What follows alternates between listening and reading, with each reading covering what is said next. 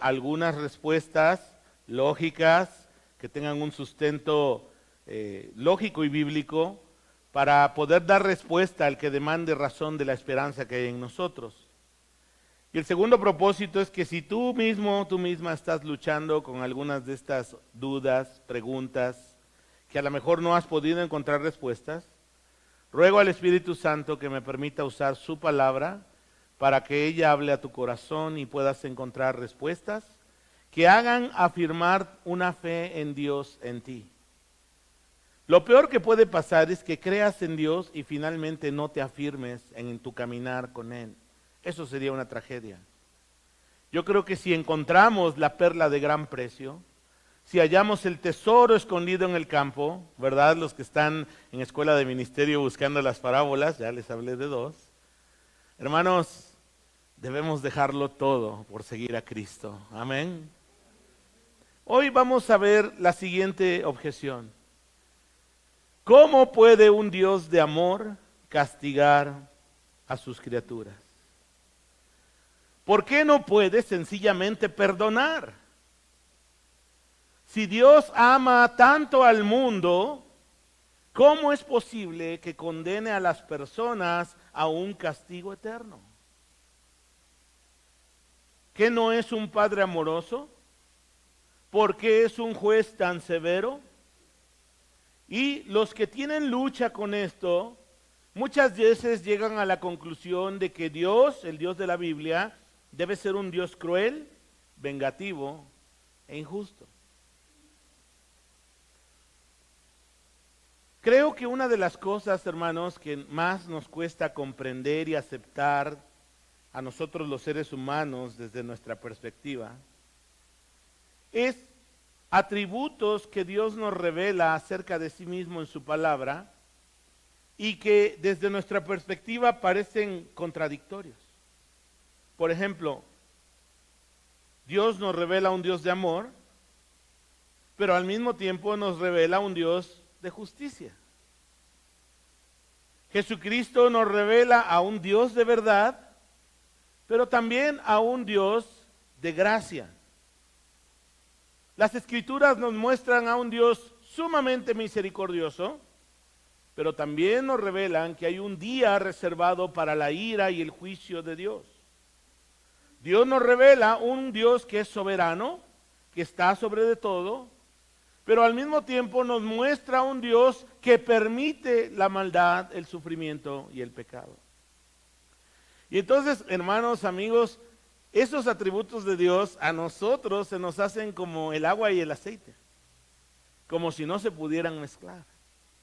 Y muchos no creyentes encuentran en esa dificultad en comprender los atributos revelados de Dios en las Escrituras, encuentran una dificultad para creer en ese Dios de amor y en ese Dios de justicia. A muchos incluso les parece excesivo que Dios castigue el pecado y la desobediencia de sus criaturas con un castigo eterno por faltas, crímenes o pecados que se cometieron en un tiempo finito en lo particular. ¿Me pueden seguir con las diapositivas, por favor? Lo que este argumento olvida, fíjate bien, es que la gravedad de una falta no está en función del tiempo empleado para cometerla, sino en la gravedad de sus consecuencias. Por ejemplo, tomar la vida de una persona, asesinar a una persona puede tomar unos cuantos segundos, ¿cierto o no? Sin embargo, las consecuencias no duran unos cuantos segundos. Por lo menos ahí hay tres cosas que ocurren con la persona asesinada. Fíjate bien, alguien saca una pistola, una ametralladora, le dispara y no sé, en un minuto esa persona está muerta y a lo mejor tomó 10 segundos ejecutar los disparos. Pero la gravedad de la acción no está en el tiempo que duró la planeación o la ejecución, sino las consecuencias graves que tiene hacia la otra persona. Y en este caso, cuando una persona es asesinada, en primer lugar se viola el derecho más fundamental al que debe aspirar o debe tener todo ser humano, que es el derecho a la vida. Incluso nuestras constituciones, la Declaración Universal de los Derechos Humanos de la ONU, contempla el derecho a la vida como el principio más fundamental que tenemos los seres humanos, el derecho más fundamental. Pero no solo se viola su derecho a la vida, sino que se termina, escúchame bien, de una manera irreversible con la persona, con lo que es, con lo que hace y sus proyectos de vida. Y ahí terminó. Y no termina ahí. Esa persona muere ahí, ¿no? Pasa a la eternidad. Pero luego, esa misma muerte produce dolor y pérdidas irreparables para las personas que lo rodean, incluso para la sociedad. Entonces, hermanos, desde nuestra perspectiva quizá puede parecer injusto el castigo de Dios. Pero quiero decirte en primer lugar que Dios es creador. Y por lo tanto, Él tiene la prerrogativa de legislar la ley por la cual sus criaturas, angélicas, humanas, deben regularse y deben de vivir en su relación con Él y en su relación con su prójimo. Entonces, hermanos, porque nosotros los seres humanos queremos controlarlo todo. Hace siglos la gente no discutía, y hay países todavía en el mundo en que no discute lo que entienden como leyes divinas, ¿no? Tú vas todavía hoy al mundo musulmán y a otras expresiones religiosas, y las personas en su mente podrán tener luchas con algunas de las legislaciones, pero en general ellos van a aceptar que hay un creador, un Dios y alguien que legisla y pone leyes para sus criaturas. Y en la civilización occidental cristiana se tenía, digamos, o se tiene todavía ahí en el fondo como ese contexto, de que hay un Dios creador del cielo y de la tierra y que tiene la prerrogativa de decirnos qué es bueno y qué es malo. Pero como el cristianismo apela al libre albedrío, a la libertad con la que fuimos creados, los seres humanos, en una franca y abierta rebeldía contra Dios, quieren ellos definir lo que es bueno y lo que es malo. Y hoy escucharás en muchos círculos académicos, filosóficos, incluso teológicos, hablar de releer, de reinterpretar, de redefinir, porque no nos gusta lo que Dios nos ha revelado en su palabra. Ahora yo digo una cosa, si no te gusta, pues ignóralo. Está en tu libertad, en tu decisión, escuchar lo que Dios dice con las consecuencias positivas que puede traer en tu vida, o ignorar y seguir tu camino de rebeldía y recibir no solo lo que Dios ha determinado como un castigo, sino las propias consecuencias naturales de vivir lejos de Dios, sin esperanza y sin fe. Y es tu elección. Algo hermoso de ser cristiano, hermanos, es que no estamos a fuerza. Y un camino para seguir a Dios no es el temor. El mejor camino para andar con Cristo es el camino del amor, donde hemos entendido cuán grande es su amor, donde nosotros hemos decidido y hemos visto nuestra necesidad, que estábamos muertos, sin esperanza, sin fe y sin Dios, y hemos decidido creerle a Él y seguirle.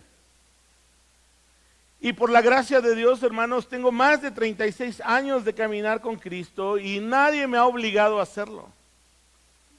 De repente los incrédulos te dicen, es que tu religión te lo prohíbe, ¿no? ¿Nunca te han dicho eso? Y pues la neta no. O sea, Dios tiene un código moral, tiene normas de vida, ahorita vamos a hablar un poco de eso, pero no, Dios está obligándome. Porque no hay peor cosa que vivir obligado. Te lo digo a ti que vienes a la iglesia a fuerza. No hay peor cosa que vivir obligado.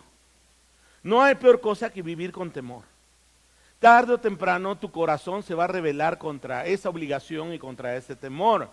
El camino que Dios nos ha mostrado para poder seguirle es el camino del amor. Cuando tú experimentas el amor de Cristo, eso nos mueve a responder con amor a Él. Y el amor, hermanos, va a producir una obediencia gozosa a sus mandamientos. Y entonces no te va a pesar no haber ido anoche a la pachanga donde todos se embriagaron y se intoxicaron a más no poder.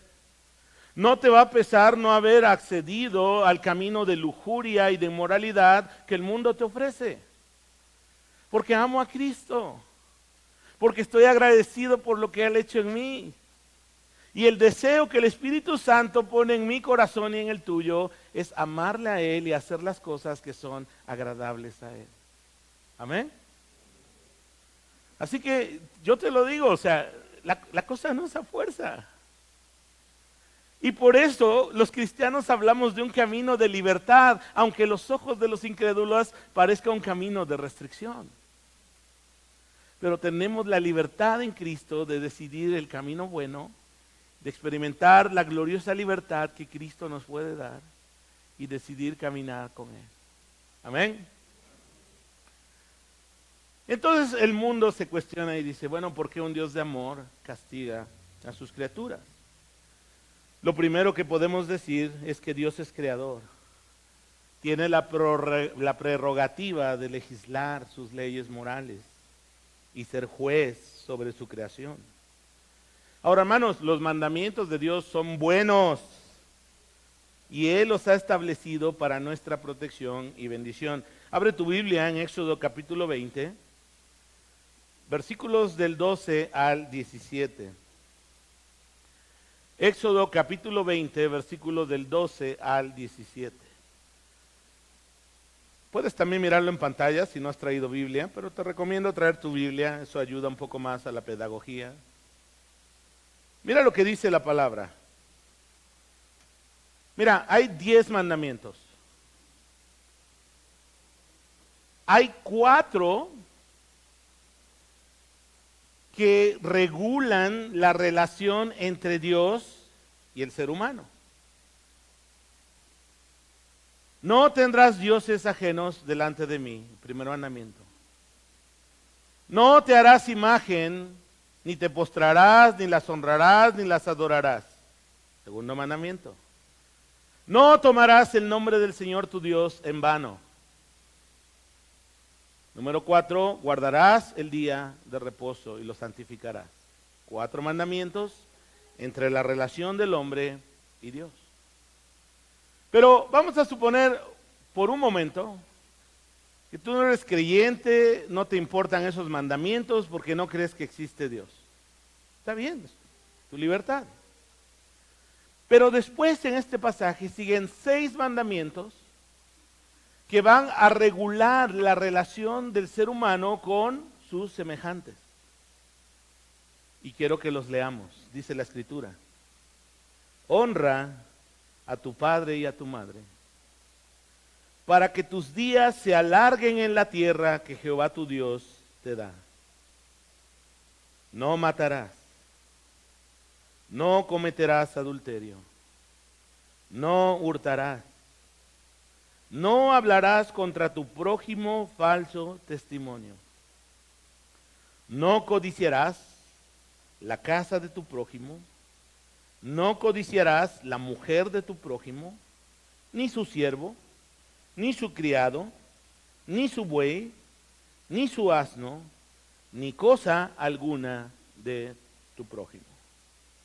Ahí en la siguiente diapositiva, hermanos, tenemos los 6 mandamientos. 6 mandamientos que regulan la relación de la persona con su prójimo. El 5.º mandamiento es muy interesante porque del 1 al 4 ya dijimos que regulan la relación del ser humano con Dios. Y luego hay un eslabón ahí. Porque los padres, y yo sé, joven, señorita, adolescente, que hay un momento en que los padres los crees tus enemigos, donde te quieres sacudir su autoridad. ¿Es neta o no? Sí, claro. Yo también fui rebelde. Pero Dios ha establecido autoridad en el mundo. Y la primera autoridad de parte de Dios, fíjate bien, no es el presidente, no es el gobernador, no es el alcalde. La primera autoridad de parte de Dios para tu vida son tus padres. ¿Sí me escuchó? Por eso Dios, como principio regulador de autoridad para la vida de las personas, pone honra a tu padre y a tu madre. Y yo sé que en la rebeldía de la juventud uno dice, yo no los necesito. Yo solo puedo salir adelante.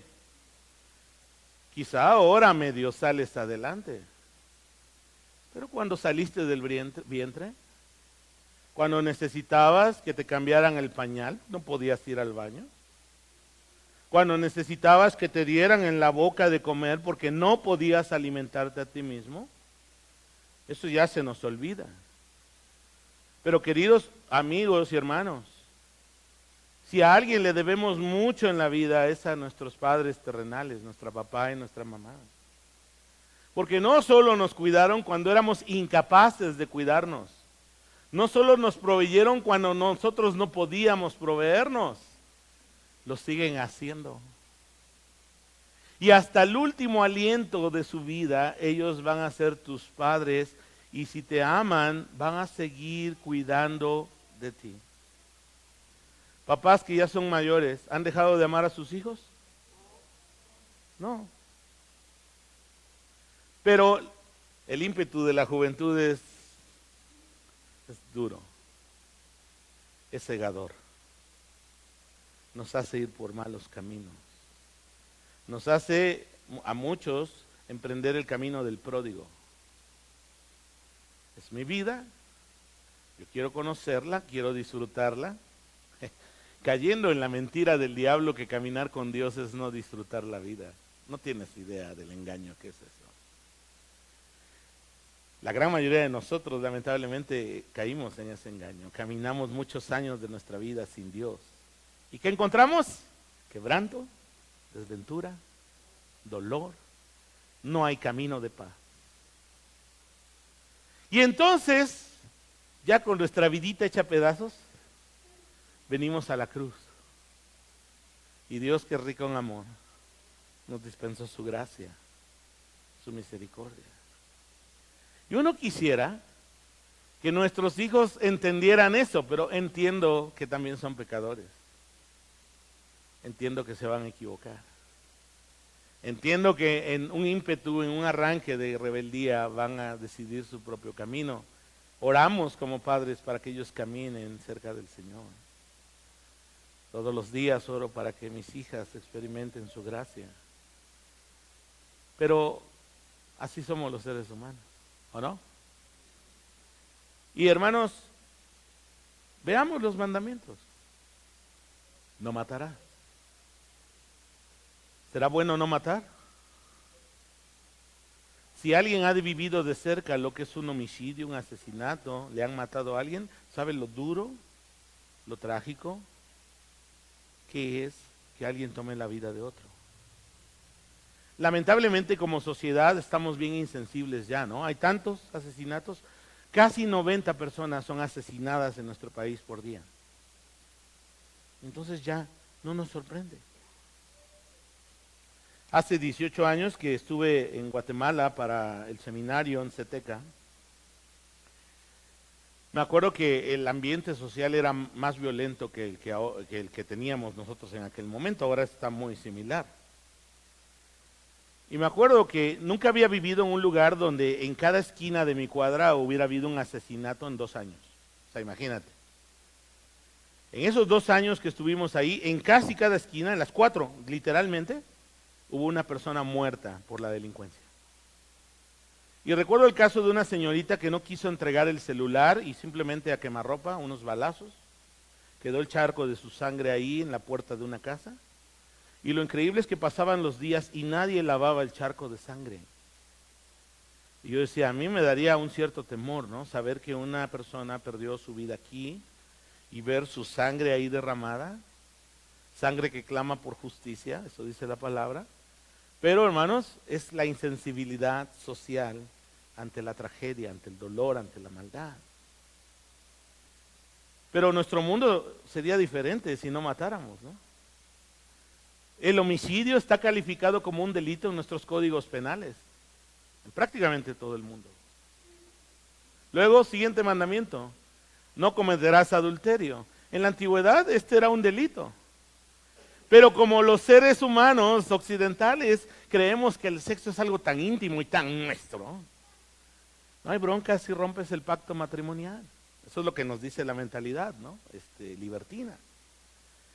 Y entonces ahora el delito, el adulterio fue sacado de los códigos penales. De hecho, de estos 5 mandamientos que están después el honrar a los padres también está implícito en los códigos, ¿no? Porque hay delito de abandono, ¿no? De los padres cuando ellos son ancianos. Entonces, fíjate, de estos 6 mandamientos, como nosotros creemos que el sexo es muy nuestro, no se meta, pastor, por favor, es mi vida.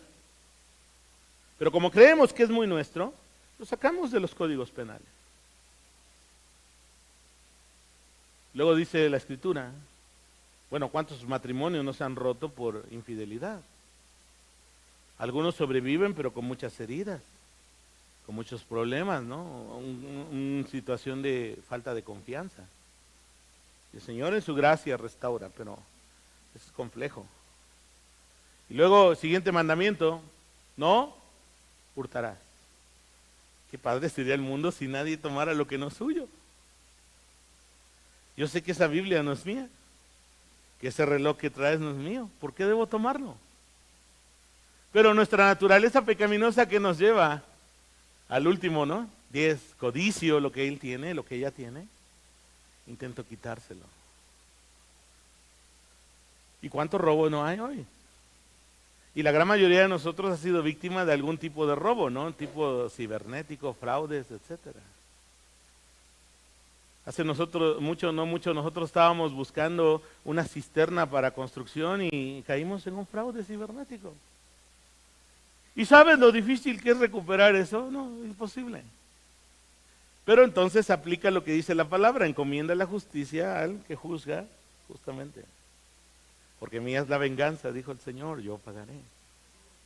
Y me acuerdo que mi esposa estaba afligida porque a ella le tocó hacer ese pago.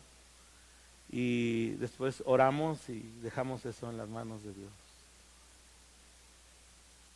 Pero el mundo sería chido, ¿no? Si nadie robara. Qué padre que el carro pudiera quedarse abajo y con las ventanas y tu celular de última generación ahí al lado, sabiendo que nadie lo va a tomar. Luego dice, no hablarás falso testimonio. Otra manera de decirlo es no mentirás. Sería bueno que no hubiera mentira en el mundo, ¿verdad? Imagínate todo el mundo hablando la verdad, diciendo lo que es correcto. Otra clase de vida tendríamos, ¿o no? Y finalmente, mucho de lo que detona esto que acabamos de ver es la codicia. Es como el motor que impulsa muchos de estos pecados.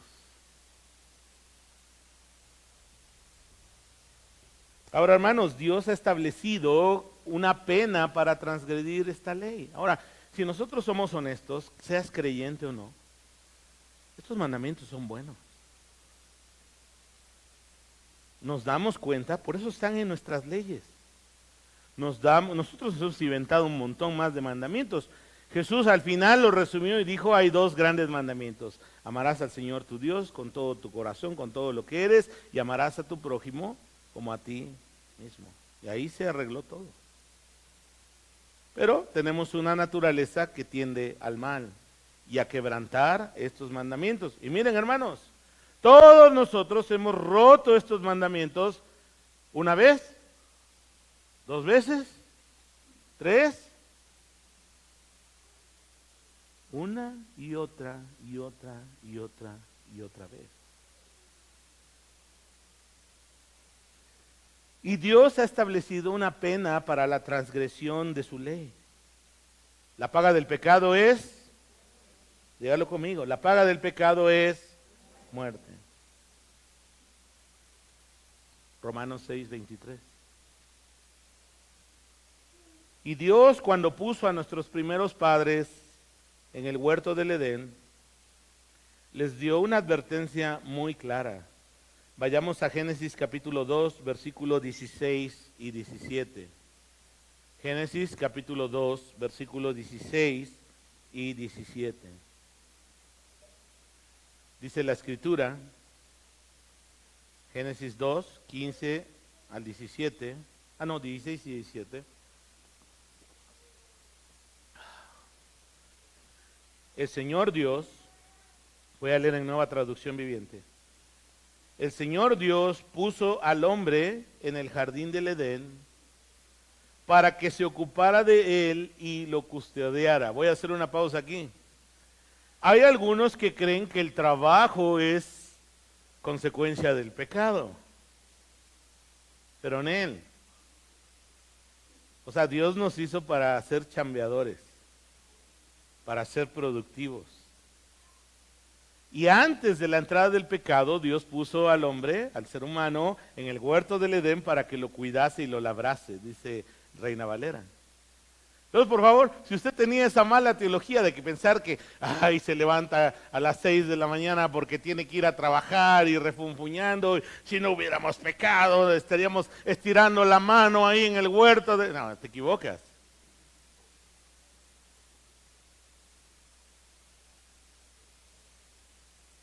Dios no se congracia con los flojos. Pero el Señor Dios le advirtió: puedes comer libremente del fruto de cualquier árbol del huerto, excepto del árbol del conocimiento del bien y del mal. Si comes de su fruto, sin duda, dígalo conmigo, morirás. ¿Está claro? Yo creo que era muy claro. Ahora, ¿cuántos árboles, cuántos frutos habrá habido en el huerto del Edén? No creo que haya habido solo ¿Cuál es la fruta que menos te gusta, Osiris? La que menos. Aarón, ¿cuál es la que menos te gusta? Una pera, dice. No creo que solo haya habido peras. Habrá habido mangos y plátanos y piñas y guanábanas y fresas y... ¿A poco no? Creadores, pero súper diversos, o sea, ¿cuántas frutas no hay, no? Y Dios les dijo, y yo creo que ni era algo especial, simplemente es el punto de la prueba, una. O sea, tenemos aquí un montón de árboles frondosos, agua al por mayor, animales, está todo bien chido, un ambiente idóneo para que el ser humano se desarrollara. Dios caminaba con ellos en la tarde. Si tenían dudas, preguntas, inquietudes, yo creo que podían hablarlo con su Creador. Pero la serpiente era más astuta que los animales del campo, eso dice el texto, ¿no? Y en la historia te la sabes. Pero la sentencia de Dios estaba clara: el día que comieres, ciertamente morirás. Y entonces la mente del no creyente dice, eso es injusto. Pero yo quiero decirte una cosa: nadie vive fuera de una ley o de un orden. Incluso nosotros mismos, los seres humanos, tenemos leyes que si no se acatan, yo sé que hay mucha impunidad en nuestro país, pero tarde o temprano puede llegar que te alcance la poca justicia que luego hay en nuestros sistemas de justicia y tengas que pagar las consecuencias. Y a veces cuando no te alcanza la ley humana, te puede alcanzar la ley divina, la reprensión de tu Creador. Porque Dios es juez justo. Y entonces, hermanos, nos llega. La paga del pecado, dice aquí, es muerte. Entonces, hermanos, nuestras acciones cotidianas nos certifican que somos pecadores,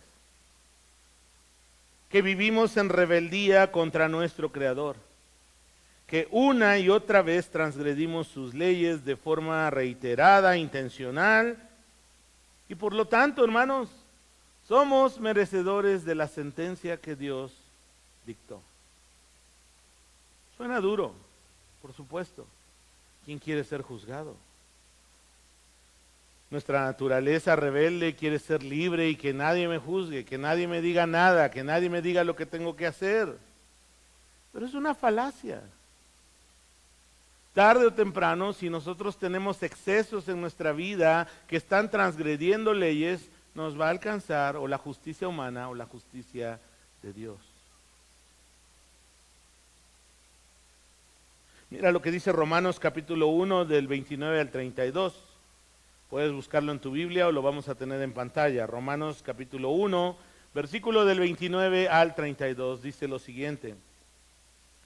Se llenaron de toda clase de perversiones, pecados, avaricia, odio, envidia, homicidios, peleas, engaños, conductas maliciosas y chismes. Son traidores, insolentes, arrogantes, fanfarrones y gente que odia a Dios. Inventan nuevas formas de pecar y desobedecen a sus padres. No quieren entrar en razón, no cumplen lo que prometen, son crueles y no tienen compasión. Saben bien que la justicia de Dios exige que los que hacen estas cosas merecen morir, pero ellos igual las hacen. Pero aún incitan a otros a que también las hagan. A mí me sorprende que este escrito de Pablo, de hace 19 siglos, poco más, dé una descripción tan puntual de cómo somos los seres humanos. ¿Y eso qué nos indica? Que hemos sido así como raza humana. Porque la mentira que te vende el humanismo contemporáneo es que vamos mejorando, ¿no? Estamos en una evolución no solo biológica, sino también de nuestras personas, ¿no? Somos una mejor sociedad y los de la derecha gritan que ellos van a establecer un mejor y una justicia en el país, y los de la izquierda también levantan la mano y dicen nosotros traemos la verdadera justicia social, y de repente uno se envuelve en todas esas ruidos del mundo de la política. Ahorita que están las campañas en auge, quiero decirte una cosa: la verdadera justicia y la verdadera paz no va a venir ni por la izquierda, ni por la derecha, ni por el centro, va a venir por el reino de Dios y su evangelio. Así que deja de estar derramando hate, dicen los chavos. Porque de repente, yo veo creyentes tan odiosos por temas de política, por un fulano o una fulana que ni te conoce ni sabe quién. Es más, no ha hecho nada por ti, solo que son maestros del engaño, eso dice la palabra, muchos de ellos. Confío en Dios que hay algunos verdaderos. No vale la pena, hermanos. Pero entonces, hermanos, lo que nos está diciendo la palabra es ¿cómo somos? Y vuelvo a repetirte, Dios decretó ese juicio, y ese juicio no es que vamos a ir a la condenación eterna porque lo hicimos una vez. Claro, la ley dice eso. Pero la muestra de que somos rebeldes y odiamos a Dios cuando estamos sin Cristo es que reiteradamente, una y otra y otra y otra vez, estamos en ese camino de rebeldía ante nuestro Creador. ¿Qué pasa cuando una persona miente y va, ¿no?, a un juzgado y ahí te hacen jurar que vas a decir la verdad? Vas a un juzgado o vas a un lugar y estás robe y robe, un día te van a cachar y te va a caer el peso de la ley. No se escapa uno. Entonces, quítate de tu idea la falacia de que, ay, Dios es injusto porque va a mandar al infierno, al fuego eterno.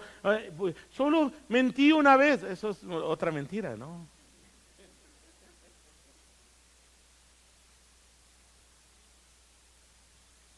Y ahí está la evidencia.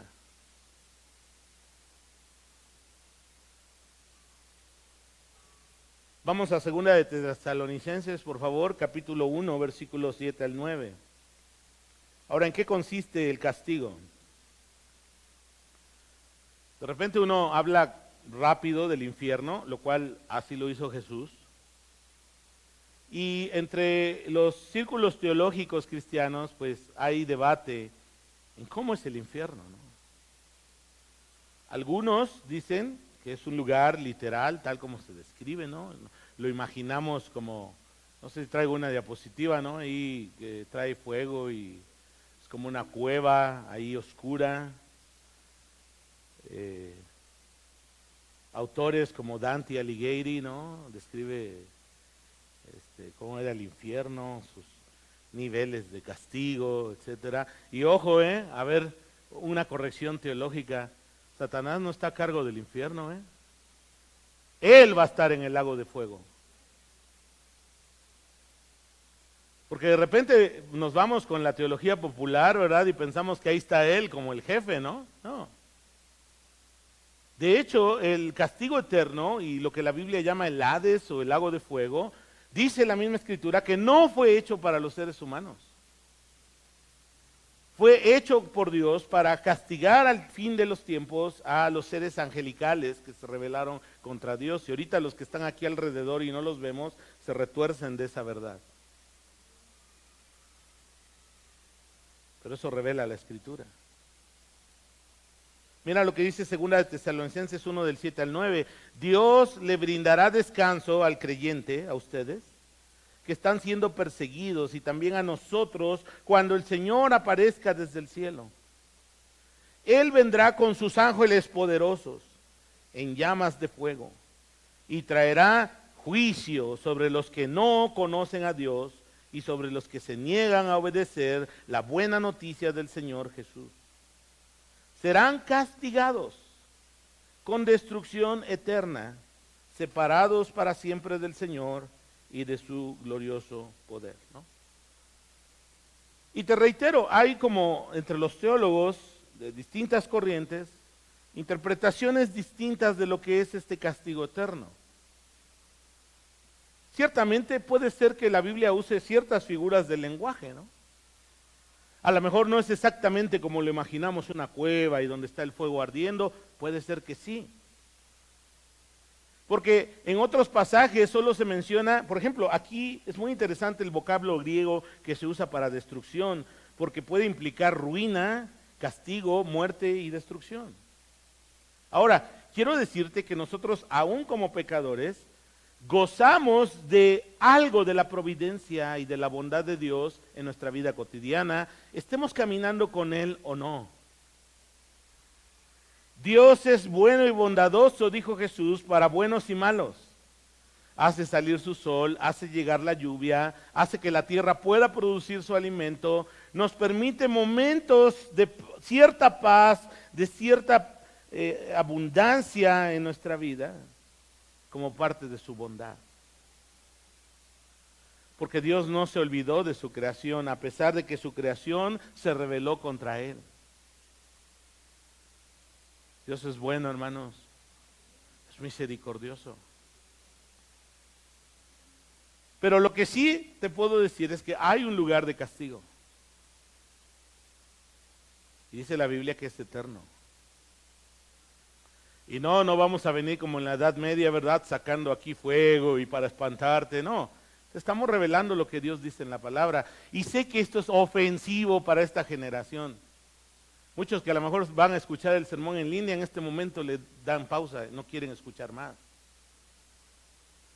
Y si por mí fuera, yo diría que chido que no haya castigo, que te duermas y mueras y se acabó todo. Pero mi corazón y mi deseo y mi obligación es decirte lo que dice la Escritura.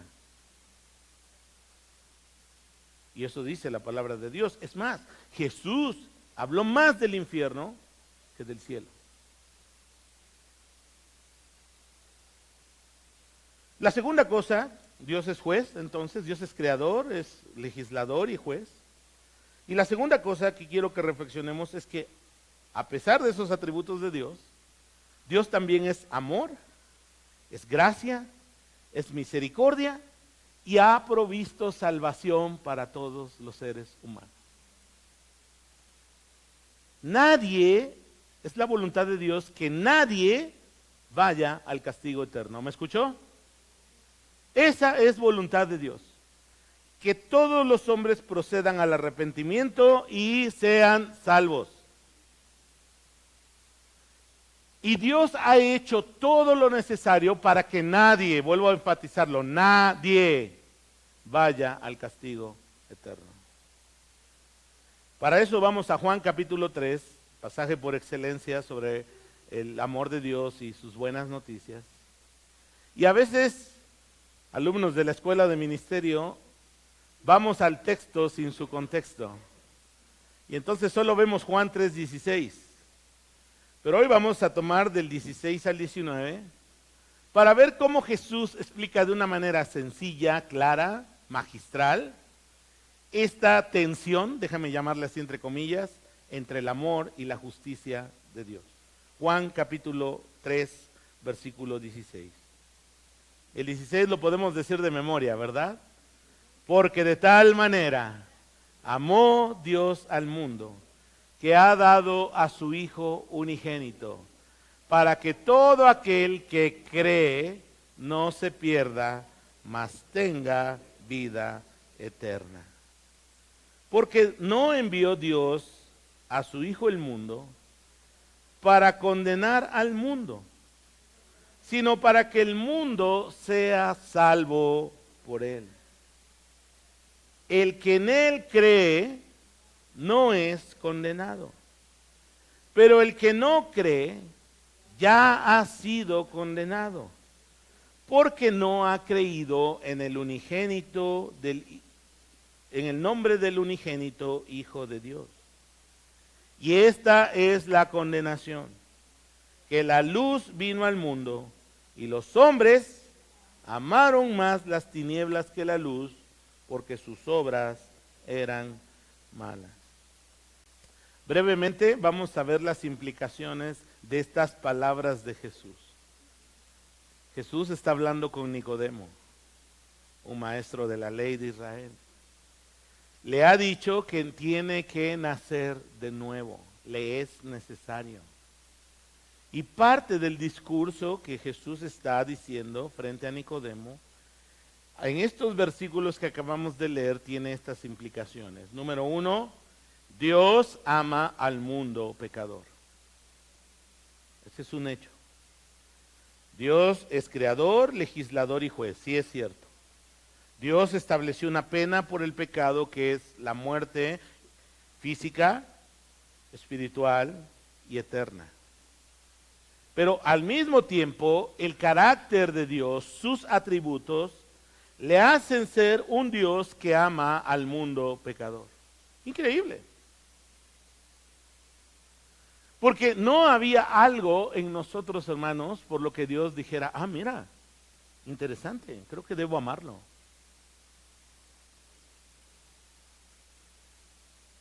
Dios decide amarnos porque Él quiso hacerlo.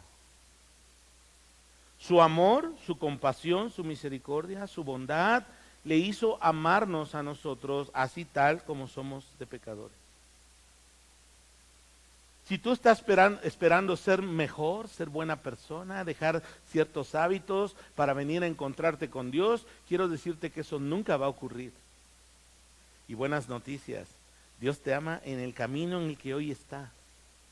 No ama tu pecado, no está de acuerdo con muchas de sus conductas que rompen sus mandamientos y su ley moral, pero aún así te ama. Número 2, Jesús es la máxima expresión del amor de Dios. Jesús le está diciendo a Nicodemo, Dios ama al mundo y por lo tanto aquí estoy. Yo mismo, Dios hecho hombre, he descendido, me he encarnado, me he humillado, he tomado forma de siervo para venirte a rescatar. Increíble. Mi Salvador vino personalmente. No mandó a Miguel, no mandó a Gabriel. Él dijo, aquí estoy. Yo vengo a rescatarte. Y vengo a rescatarte dando mi vida en tu lugar. Porque Dios legisló, dijo que la paga del pecado era muerte. Y Dios no puede, déjenme usar esta expresión y que nadie se ofenda, no se puede hacer pato con sus propias leyes. Y decir, vamos a hacer como que no pasó nada. Ya, todo ahí quedó. Dios es santo y Dios es justo. Y Dios determinó que la paga del pecado es muerte. Entonces Dios, siendo legislador y juez, hizo un plan para que el ser humano fuera redimido a través de un sustituto. Y eso lo podemos ver desde Génesis capítulo 3. Cuando Adán y Eva descubrieron que estaban desnudos, el Señor sacrificó, aunque no lo diga ahí literalmente el texto, unas ovejitas, y con esas pieles el Señor vistió la vergüenza de la desnudez del ser humano con esas pieles. Pero alguien murió. Y luego, a través de la ley ceremonial decretada en Levítico, Dios usó muchas veces la figura de un sustituto que moría en vez del pecador para redimirle. Y después en el Nuevo Testamento entendemos que eso solo era figura de lo que había de venir, porque el verdadero Cordero de Dios que quita el pecado del mundo es Dios mismo hecho carne, que Él se ofreció a sí mismo como Cordero y como sumo sacerdote al mismo tiempo, y dice Hebreos que se presentó con su propia sangre en la presencia de Dios para satisfacer lo que la demanda de la justicia divina exigía. Entonces Jesús logra nuestro perdón, paga nuestra deuda, hace lo necesario para poder establecer la paz entre Dios y el ser humano. Eso es amor, hermanos.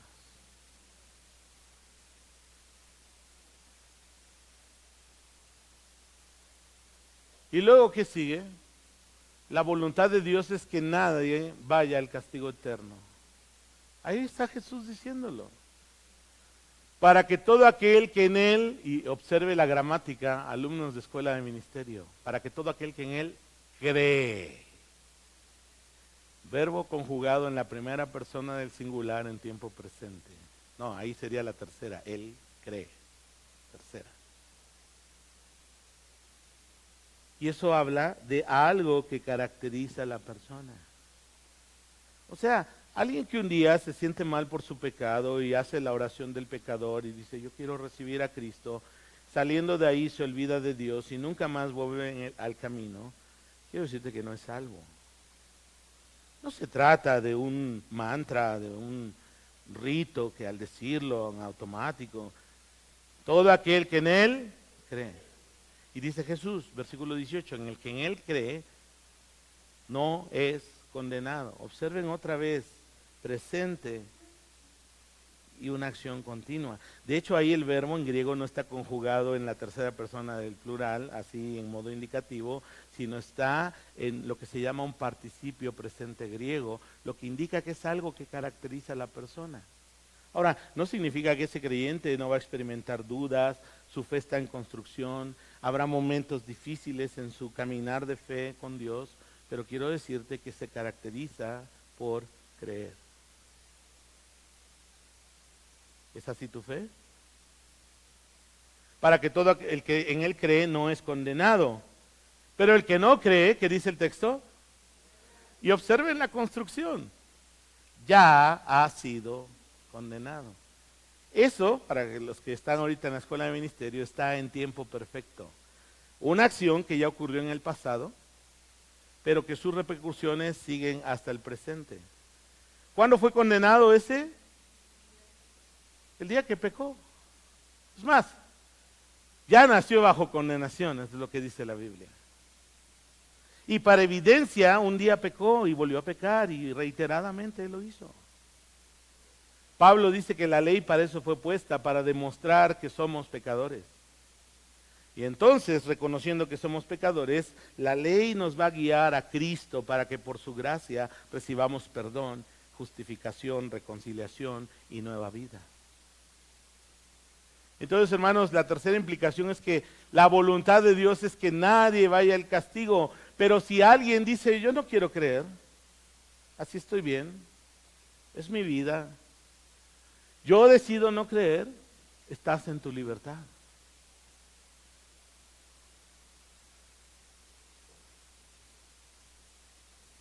Pero Dios ha revelado lo que lleva a un camino y lo que lleva a otro. Y finalmente, la última implicación es que, dice ahí, las personas muestran cuando no quieren seguir a Dios una realidad en sus vidas, que han decidido amar más las tinieblas que la luz.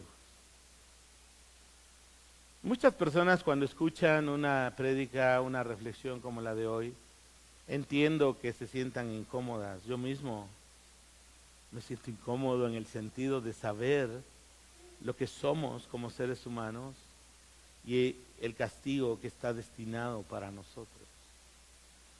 Pero por otro lado, me siento feliz de poder proclamar y ser un portavoz de Dios y decirte, hay buenas noticias. Dios no quiere que nadie vaya a ese castigo eterno. Y Él lo hizo todo. Acabamos de cantar en la cruz, mi Salvador. Me rescató, me perdonó. Y hermanos, es la cruz de Cristo donde nosotros encontramos salvación. Donde Cristo satisfizo las demandas de la justicia divina. Y entonces el resultado de la acción amorosa y misericordiosa de Dios está aquí en Romanos capítulo 5, versículo 12. Quiero que lo veas en pantalla, el tiempo nos ha ganado. Dice, por tanto, como el pecado entró en el mundo por un hombre y por el pecado la muerte, así la muerte pasó a todos los hombres por cuanto todos pecaron. Versículo 17. Pues si por la transgresión de uno solo reinó la muerte, mucho más reinarán en vida por uno solo, Jesucristo. Los que reciben la abundancia de la gracia y el don de la justicia. Así que como por la transgresión de uno vino la condenación a todos los hombres, de la misma manera, por la justicia de uno, vino a todos los hombres la justificación de vida. Amén. Así que Dios nos dice, mira, esto es lo que ocurrió. Y yo amo al mundo. Y te amo a ti, así como eres de pecador. Si tú sigues por ese camino, tú sabes el fin. Pero yo hice todo, dice el Señor, para que tú encuentres otra forma de vida, otros valores, otra perspectiva del presente, del pasado y del futuro. Y hermanos, el presente y el futuro para nosotros es glorioso por lo que Él hizo en favor nuestro. ¿Qué necesitas? Creer. Y a veces se nos hace tan simple, ¿cómo que creer? Creo que no entendemos el Evangelio a veces. No vemos todo lo que Dios hizo por nosotros, a nuestro favor. Así que hermanos, no se trata de ir a una iglesia, no se trata de ritos o mantras que podamos repetir día a día. Se trata de que el que en Él cree no es condenado.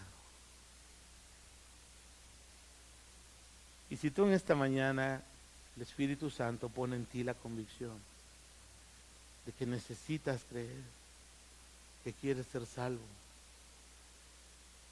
yo te animo, entrégale tu vida a Jesús. Cree en Él. Ríndete a Él. ¿Hay pecado que Él no pueda perdonar? No. Su sangre todo lo puede perdonar.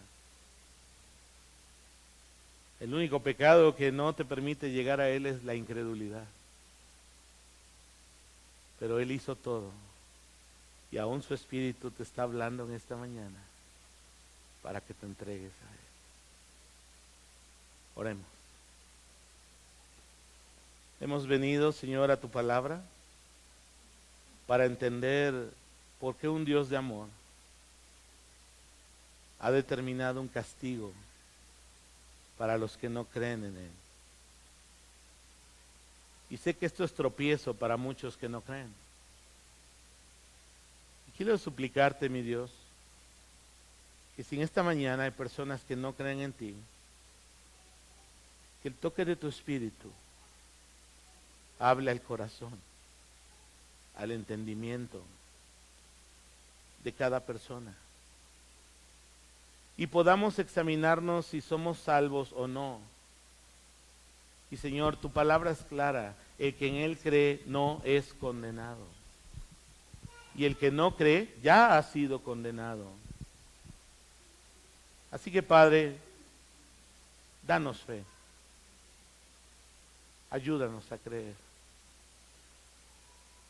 Tu palabra dice que nos arrepintamos sinceramente, que creamos en ti, que creamos que tú en la cruz lo hiciste todo. No se necesita nada más que creer en lo que tú hiciste por nosotros en la cruz. Y Señor, te pido que a los que no creen en esta mañana, si tú les concedes, puedan venir a tus pies y reconocer que tú eres su creador, que tú eres su juez, pero que también eres su salvador.